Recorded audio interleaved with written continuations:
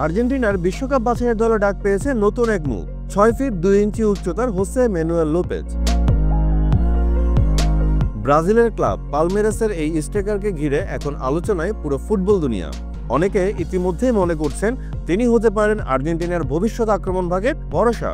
কিন্তু কে এই লোপেজ, কিভাবে তিনি এলেন জাতীয় দলে? অবশ্য আর্জেন্টিনা দলে লোপেজ নামটা একেবারেই নতুন নয়। 90-এর দশকে আলো ছড়ানো ক্লদিও লোপেজ ছিলেন আর্জেন্টিনার বিশ্বকাপ স্কোয়াডের পরিচিত মুখ। সেই কিংবদন্তির স্মৃতি জাগিয়েই এবার আলোচনায় আরেক লোপেজ। তবে হোসে ম্যানুয়েল লোপেজ একেবারেই আলাদা। তার ডাকনাম ফ্লাকো, মানে চিকন। লোপেজের জন্ম 2000 সালে সান লরেঞ্জোর কোরিয়েন্তেস শহরে। সান লরেঞ্জো থেকে শহরটি 75 কিলোমিটার দূরে অবস্থিত। মাত্র 7 বছর বয়সে সেখানকার ক্লাব এল প্রোগ্রেসোয় খেলা শুরু করেন লোপেজ। 6 মাস পর তিনি যোগ দেন বোকা জুনিয়র্সের বয়সভিত্তিক দলে। 2010 সালে 9 বছর বয়সে তার নতুন ঠিকানা হয়ে ওঠে ইন্ডিপেন্দিয়েন্তে। সেখানে বয়সভিত্তিক দলে খেলার সময় মূল দলের সঙ্গে অনুশীলনের সুযোগও পেয়েছেন লোপেজ। তবে তার ক্যারিয়ারের সবচেয়ে বড় ধাক্কাটাও আসে এই সময়ে।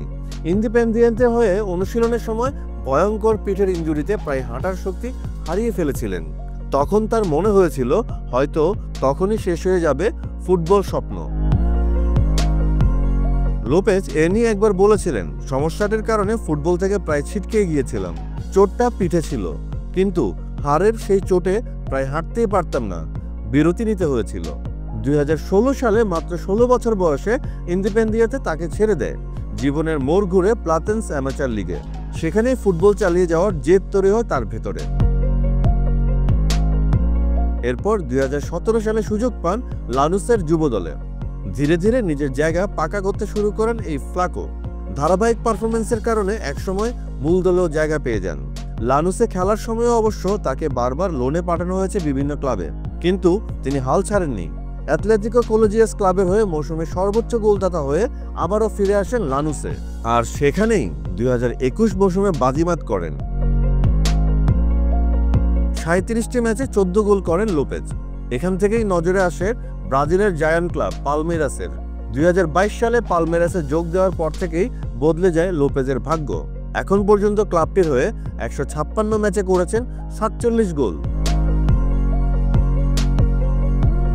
শুধু তাই নয়, চলতি মৌসুমে করেছেন 42 ম্যাচে 15 গোল।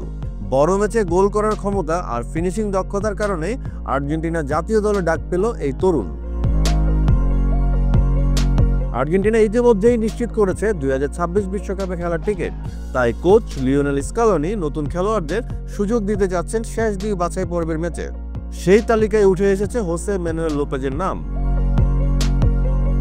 ফুটবল বিশ্লেষকরা বলছেন এই ডাক শুধুই ফর্মালিটি নয়, চূড়ান্ত স্কোয়াডও তার থাকার সম্ভাবনা অনেক বেশি।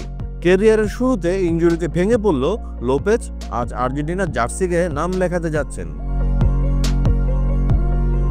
স্থানীয় লিগ থেকে ব্রাজিলের জায়ান্ট ক্লাব, আর সেখান থেকে জাতীয় দলে তার যাত্রা অনেকটা সিনেমার গল্পের মতো।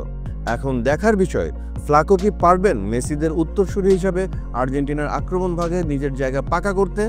সময়ই দেবে সেই জবাব। তবে আপনার উত্তরটি জানাতে পারেন কমেন্টে।